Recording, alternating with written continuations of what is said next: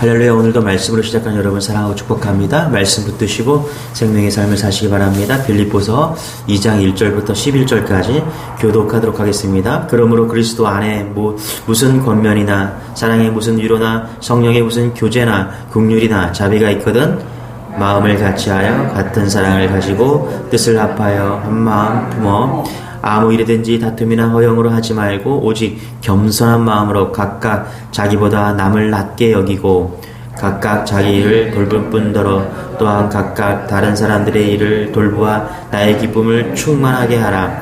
나의 안에 이 마음을 품으라. 곧 그리스도 예수의 마음이니 그는 근본 하나님의 본체시나 하나님과 동등됨을 취할 것으로 여기지 아니하시고 오히려 자기를 비워 종의 형체를 가지사 사람들과 같이 되셨고 사람의 모양으로 나타나사 자기를 낮추시고 죽기까지 복종하셨으니 곧 십자가에 죽으심이라. 이러므로 하나님이 그를 지극히 높여 모든 위에 뛰어난 이름을 주사 자들과 땅에 있는 자들과 땅 아래에 있는 자들로 모든 무릎을 예수의 이름에 꿇게 하시고 같이 읽겠습니다. 모든 입으로 예수 그리스도를 주라 시인하여 하나님 아버지께 영광을 돌리게 하셨느니라. 아멘. 네, 오늘 말씀은 너무 귀한 말씀이죠. 우리 예수 그리스도가 이 땅에 오시고 또 바울이 보는 그런 기독론, 예수가 누구인지를 정확하게 보여주고 있습니다. 저는 말씀을 좀 여러 번 묵상하면서 마음이 좀 먹먹해지고 눈물이 나는 그런 마음이었습니다. 여러분 계속해서 이제 빌립보서를 보는데 기쁨에 대해서 기록하고 있는데요. 그 빌립보서의 별명도 뭐라 그랬어요? 기쁨의 복음이다 이렇게 이야기했습니다. 여러분 사도 바울의 처지가 지금 어렵다고 했죠. 왜냐하면 바울은 감옥에 갇혀 있었기 때문이다. 근데 바울은 감옥에서 기쁨의 복음인 빌립보서를 기록하였다. 아이러니죠. 패러독스 역설입니다. 기뻐하라. 그죠? 그리고 기뻐한다. 내가 기뻐하고 너희들도 기뻐하라. 이렇게 여러 번 계속해서 말씀하고 있습니다. 왜 바울은 빌립보 교회에 기뻐하라고 그렇게 말을 하고 있을까요? 그 해답이 4장 2절에 있는데 이렇게 말합니다. 내가 유오디아를 권하고 순두계를 권하노니 주 안에서 같은 마음을 품어라. 이렇게 이야기합니다. 그러니까 유오디아를 사도행전에 보면은 루디아라고 이야기를 합니다. 그러니까 이 루디아 개척교회 멤버였습니다. 첫 번째 교회를 개척할 때. 그리고 순두계는 나중에 들어온 영향력 있는 그런 여인이었습니다. 그러니까 둘이 라이벌이 되어서 싸움이 있었던 것 같습니다. 여러분 빌립보 교회는 여성들에 세워진 그런 교회죠. 사도 바울이 빌립보까지 거기까지 가기에는 우여곡절이 있었는데요. 원래는 아시아로 가려고 했잖아요. 그러다가 마게도냐 환상을 보고 이제 행로를 바꿉니다. 그래서 도착한 곳이 어디냐면 마게도냐 첫 성인 빌립보라는 곳입니다. 그곳에서 도착해서 이제 설교를 하기 위해서 회당을 찾아갔는데 회당이 없는 거예요. 여러분 회당은 유대인 10명이 남자 10명이 넘으면은 세워질 수 있는 것이 회당인데 아무리 찾아봐도 회당이 없는 거예요. 그 회당이 없다라는 것은 이 빌립보에 유대인 10명이 남자 10명이 안 된다는 것이죠. 그래서 남자의 10명이 안 되었다. 그러니까 무엇을 이야기하고 있어요? 회당이 없으니까 강가에서 이렇게 거닐다가 한 무리의 여인을 만나는데 그 여인이 누구냐면 루디아라는 여인이었다는 것입니다. 그러니까 여인들에 의해서 남자들이 없으니까 회당이 없으니까 여인들에 의해서 세워진 교회 열심히 있었어요. 그리고 여성 파워가 센 교회였다. 그러니까 일 잘하는 그런 교회였습니다. 전도 잘하는 교회였고 잘 살아요. 교회가 커요. 그러나 뭐가 없었어요? 기쁨이 없었다. 하나 되지 못했다. 이제 이것을 보여주고 있다는 것입니다.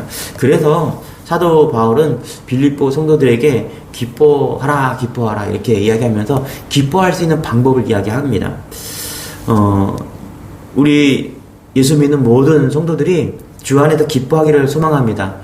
여러분 어떻게 기뻐할 수 있는가? 오늘 바울이 그 얘기를 하고 있는데요. 우리 1절 2절 같이 한번 읽어볼까요? 시작.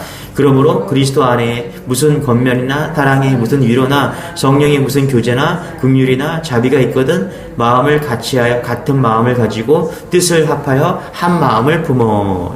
교회가 기뻐할 수 있는 길이 있습니다. 그것이 무엇입니까?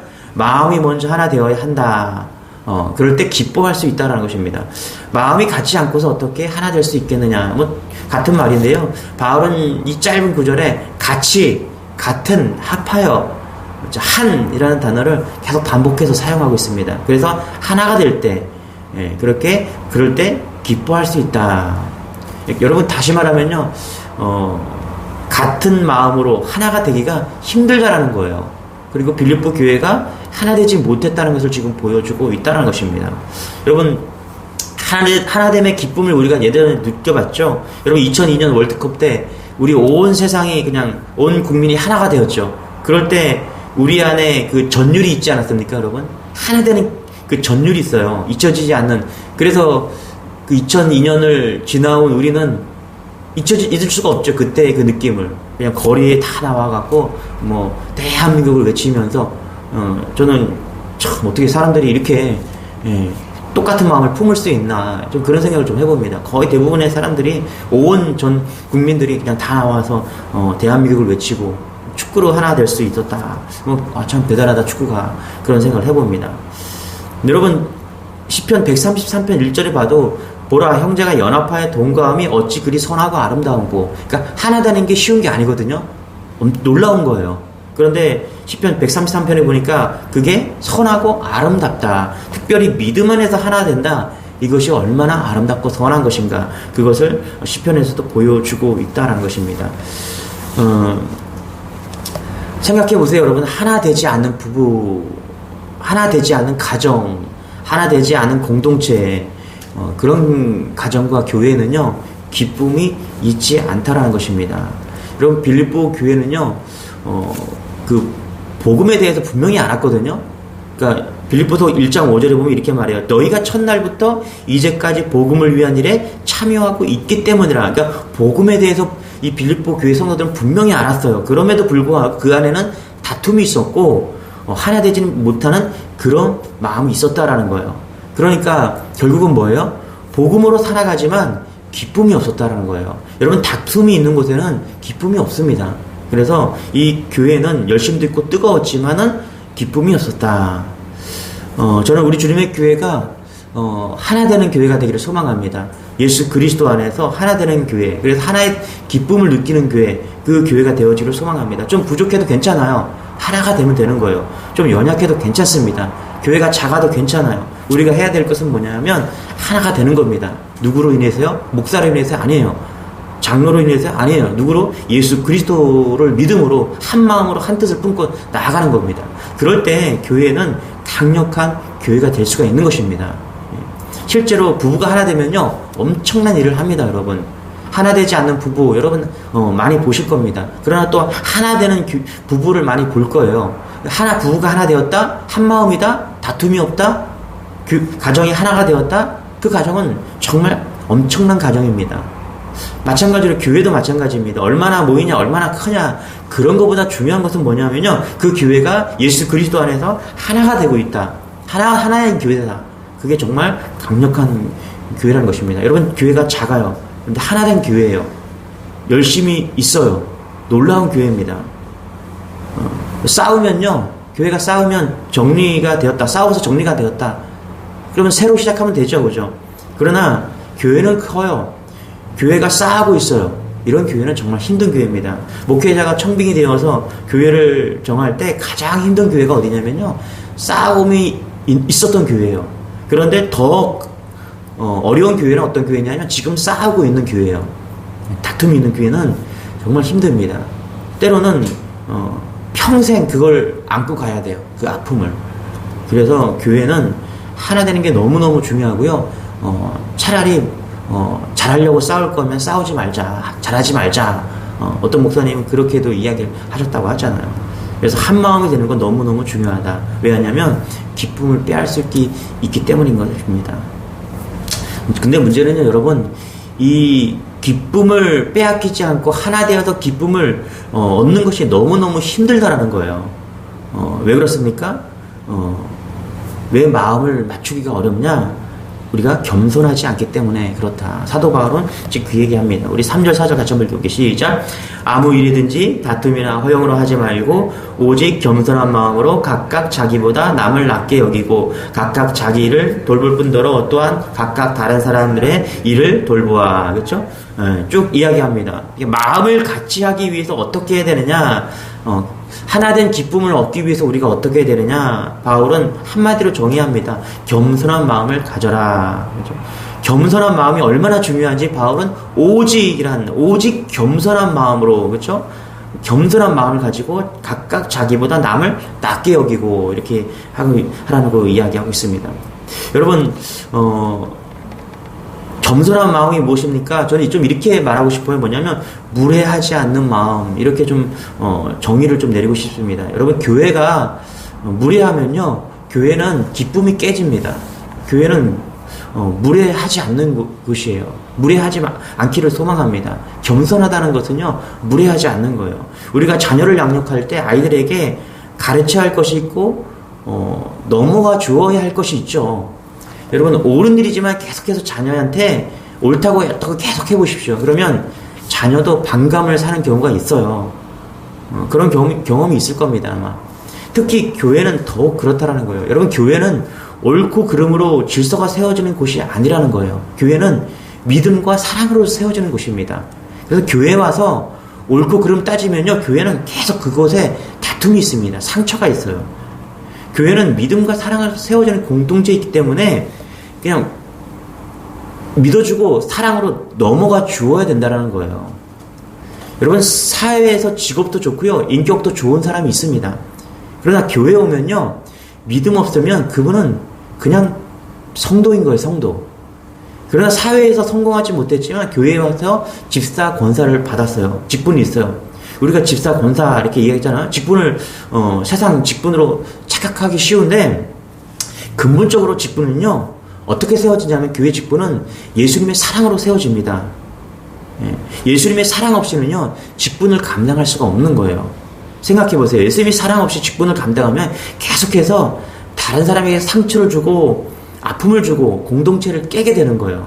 그래서 여러분 다 경험하시겠지만은 교회에서 직분이 무엇이냐? 믿음과 사랑으로 세워진 거예요. 여러분, 교회에 오면은 뭐 똑똑한 사람은 집사 받습니까? 돈이 많은 집사를 받아요? 못 받잖아요. 그럼 어떻게 받을 수가 있어요? 세상에서 무엇을 했는지 전혀 상관이 없다라니까요. 오직 믿음과 사랑이 있는 사람, 성령이 충만한 사람, 이런 사람이 직분과 집사가 될 수 있고 권사가 됐고 장로가 될 수가 있잖아요. 그렇죠? 그 이유는 뭐냐면 그리스도의 놀라운 사랑 안에 있는 자, 믿음 안에 있는 자, 그런 사람이 직분을 가질 수 있다는 겁니다. 그래서요, 이런 사람을 우리는 다른 말로 말하면 겸손한 마음을 가진 자, 예수의 마음을 가진 자. 그래서 바울은 5절에 뭐라고 그럽니까? 핵심을 이야기하죠. 같이 한번 읽을게요. 시작. 너희 안에 이 마음을 품으라. 곧 그리스도의 예수의 마음이니. 사도 바울은 여기서 중요한 영적 원리 하나를 제시하는 거죠. 뭐냐면 봉사를 해도 교인들을 섬겨도 복음을 전해도 반드시 뭐라고요? 예수의 마음을 품어라.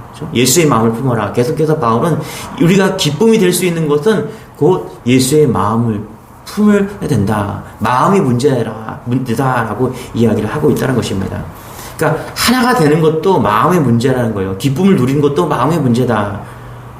그래서 여러분, 우리가 예수의 마음을 품는 것이 너무나 중요하다. 왜 그러냐면 그런 게 있더라고요. 인생 삼락이라는 게 있어요. 이게 뭐냐면 조금인데 차를 몰고 갈 때 자기가 가는 길은요, 훨씬 훤히 뚫려갖고 시원하게 달릴 수가 있어요. 그런데 반대 차선이 꽉 막혀있는 그런 주차장처럼 꽉 막혀있는 차들을 보면서 내가 더 기쁘더라는 거예요.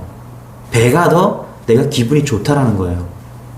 또 다시 골프를 치기로 이제 약속한 날 무슨 일이 있어서 저는 못 가요. 그런데 비가 억수같이 쏟아져서 그 필드에 나간 사람들이 헛수고하고 골프를 치지 못하고 헛수고하고 집으로 돌아온다는 소식을 들었을 때 골프를 친 것보다 내가 더 기분이 좋은 거예요. 자기가 승진했는데 가까운 동료가 승진하지 못했어요. 자기 아이는 명문대학을 합격했는데 가까운 친구 아이가 낙방했을 때 기쁨이 배나 크다는 것, 이게 인생 삼락이라는 거예요. 쪼끄이지만 우리의 잘못된 심보를 보여주고 있는데요. 우리 안에 뿌리 깊은 교만이 있다라는 거예요. 그게 우리다라는 것입니다. 그래서 겸손을 품어야 되고, 겸손을 품는 것이 뭐냐면 예수의 마음을 품어야 된다. 그렇죠? 그래서 여러분, 우리가 의도적으로 계속해서 예수의 마음을 품어야 되는 거예요. 우리 안에 이거 인생 삼락이 있다라니까요. 뿌리 깊은 교만이 우리 안에 있어요. 이게 우리라는 거예요. 인간이라는 거예요. 그래서 의도적으로 좋은 마음을 품어야 되는데 그게 예수의 마음이다. 내가 저 사람을 사랑하리라. 의도적으로 그 마음을 품어야 된다는 거예요. 나를 싫어하는 게 눈에 보여요. 그런데 의도적으로 그 사람을 사랑하리라. 이게 예수의 마음이래요. 이게 겸손하는 거라는 거죠. 여러분 십자가 복음을 알고요. 성경 말씀을 많이 안다고 반드시 마음이 바뀌는 것은 아닙니다. 마음은요. 어떻게 바뀔 수가 있어요? 예수의 마음을 품어야지 바뀔 수 있다는 거예요. 그럴 때 사랑할 수가 있는 거예요. 내가 믿음을 알아. 내가 믿음도 있어요. 사랑도 있어요. 그런데 그게 다 사랑하는 게 아니라니까요. 때로는 내 마음에 드는 사람만 사랑하고 때로는 내 마음 드는 사람만 기뻐할 수 있다는 거예요. 반드시 마음의 문제이기 때문에 예수의 마음을 품고 그렇게 의도적으로 좋은 마음으로 나아갈 때 우리가 어떻게 해요? 기뻐할 수 있고 감사할 수 있고 겸손할 수 있고 사람을 사랑할 수 있다는 것이죠. 그래서 가장 강력한 영성은요. 어떤 사람이냐면 그 사람이 가는 곳에 하나가 되는 거예요. 이게 성령의 사람입니다. 그 사람이 가는 곳에 기쁨이 있어요. 예수의 은혜가 있어요. 예수의 마음이 있기 때문에 그 사람이 있는 곳에 늘 평화가 있습니다. 이 사람이 영적으로 가장 강력한 사람입니다. 여러분 교회 오면 막 소리 지르면서 막 기도하고 막 이러면서 그래서 막 뭐 영성이 막 있는 것 같아요. 여러분 진짜 영성 있는 사람은요 가는 곳에 영적인 은혜가 있어요. 그래서 하나가 된다니까요. 그 사람이 있는 곳에 기쁨이 있어요. 은혜가 넘쳐나요. 이 사람이 진짜 영성이 있는 거라니까요. 왜냐하면 예수의 마음을 품고 나가기 때문에 그렇다는 이게 진짜 영성이라는 거예요. 이런 영성이 우리 주님의 교회 다 성도들에게 다 있기를 소망합니다. 사람이 있는 곳에 거기 갔다 그곳이 훈훈해지는 거예요. 따뜻해지는 거예요. 사랑으로 넘쳐나는 겁니다. 빌립보서 1장 8절에 보니까 내가 예수 그리스도의 심장으로 너희 무리를 얼마나 사모하는지 하나님이 내 증인이라. 그렇죠? 어제 그저께 본 말씀이죠. 예수의 심장으로 사랑한다. 단순히 내가 사랑하는 게 아니라니까요. 예수의 사랑이 나오는 거예요. 여러분 우리 힘으로는 한계가 있다라니까요. 그래서 예수의 믿음, 예수 안에서 그 예수의 사랑이 나와야 되는 거예요. 그러니까 바울은 그것을 예수님의 심장을 가진 자다라고 말을 하고 있다는 것입니다. 이런 은혜가 있기를 소망합니다. 우리가 다 예수의 심장을 가지고 예수의 사랑으로 나아가는 거예요. 우리의 힘으로는 안 되고 예수의 능력으로. 그래서 바울은 어떻게 예수의 심장으로 예수의 사랑으로 나아가 예수의 마음으로 사랑할 수 있느냐. 첫 번째는 자기 권리를 포기하라는 거예요. 6절 같이 한번 읽어볼게요. 시작. 그는 근본 하나님의 본체시나 하나님과 동등됨을 취할 것으로 여기지 아니하고 자기 권리를 포기하라는 거예요. 두 번째는 뭐냐면 종의 모습으로 다른 사람을 섬기라. 7절 같이 시작. 자기를 비워 종의 형체를 가지사 사람들과 같이 되셨고 셋째는 죽기까지 순종하라. 8절 시작. 사람의 모양으로 나타나사 자기를 낮추시고 죽기까지 복종하셨으니 곧 십자가에 죽으심이라. 그러니까 예수의 마음을 품는 것, 자기 권리를 포기하고요 종의 모습으로 다른 사람을 섬기고 또 죽기까지 순종하라. 이게 예수의 마음이다.